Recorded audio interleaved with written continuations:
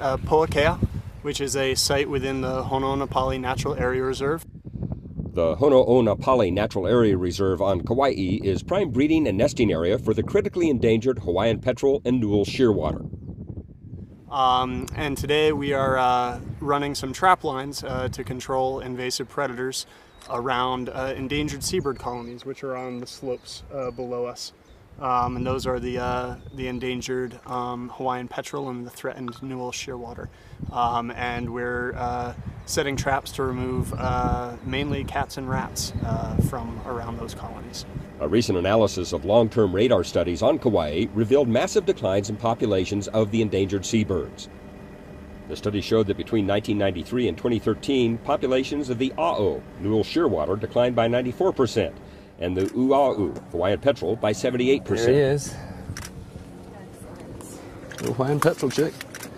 In addition to the threats from introduced predators, Kauai's endangered seabirds are under threat from a whole suite of issues, including power line collisions, light attraction, and invasive plants, as well as threats at sea, which could include overfishing, bycatch, and the effects of climate change. Steep, muddy areas, when it starts raining, it gets real slick. We have a lot of webbing, so it's kind of like rope along our trails, because it does get so steep that you need handholds and all that, and that both protects us and also protects the environment so that we're not tearing up the ground.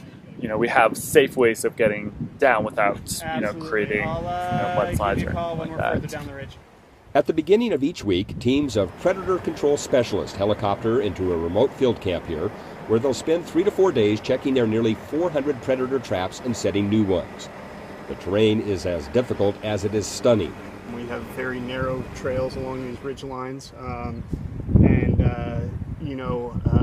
it's a lot of effort to get out here and set these traps and to keep these animals from coming up here that aren't supposed to be here.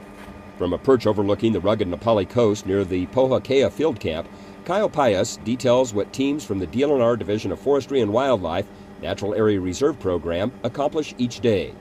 We use a variety of traps, and that's really important, is that we have as many trap types out as possible. For rats, we're primarily using Good Nature A24s, which are an automatic rat trap developed out of New Zealand that we've started using widely across many projects on Kauai. They're very effective. For cats, we use a lot of live cage traps. We want to make sure, for example, when you put weight on it, it doesn't wiggle. You want it to be completely solid. You want the entire bottom to be covered so they don't have to walk on the wire mesh.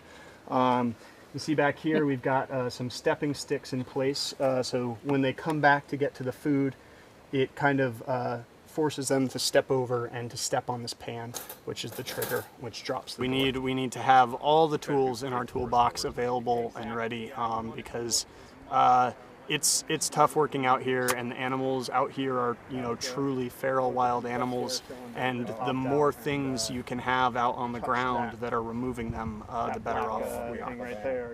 Trapping for the shy, savvy cats that inhabit these wilderness areas requires great care and attention to detail. A wobbly trap or a bit of exposed wire on the floor could mean the difference between removing a seabird killer cat or allowing it to continue its destruction. So we're not doing this blind, we're not doing this seat of the pants. This is really a scientific driven control effort. The placement and status of all types of traps are carefully recorded, as are the numbers and types of predators caught or killed in them. And it's supposed to be an auditory deterrent for cats coming into the area. Recently, they began experimenting with electronic noisemakers that emit a variety of loud noises, from the screech of a hawk to a blaring siren. The noisemakers are motion-triggered and aim to scare predators away from areas that cannot otherwise be protected with traps. They represent yet another tool aimed at reducing the number of seabirds lost to predation. Yep. Andre set this up this week. The Predator Control Program is also currently exploring ways of using new cellular, radio, and satellite technologies to remotely monitor the trapping effort.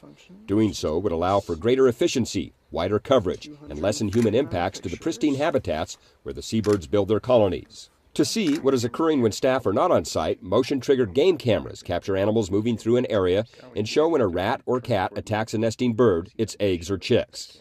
This allows for traps to be more effectively set in response to a predator's presence. It's tough for a black rat to take an adult seabird.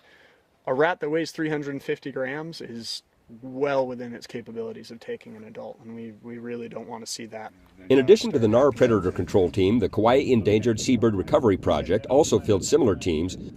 Dr. Andre Rain, the researcher in charge, says the control of invasive predators such as cats, rats, and pigs in this NAR is vital to the long-term persistence of endangered seabird populations in the area.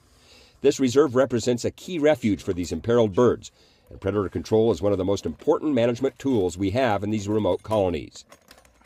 Everything we do is geared towards improving the chances of both of these species and preventing their extinction.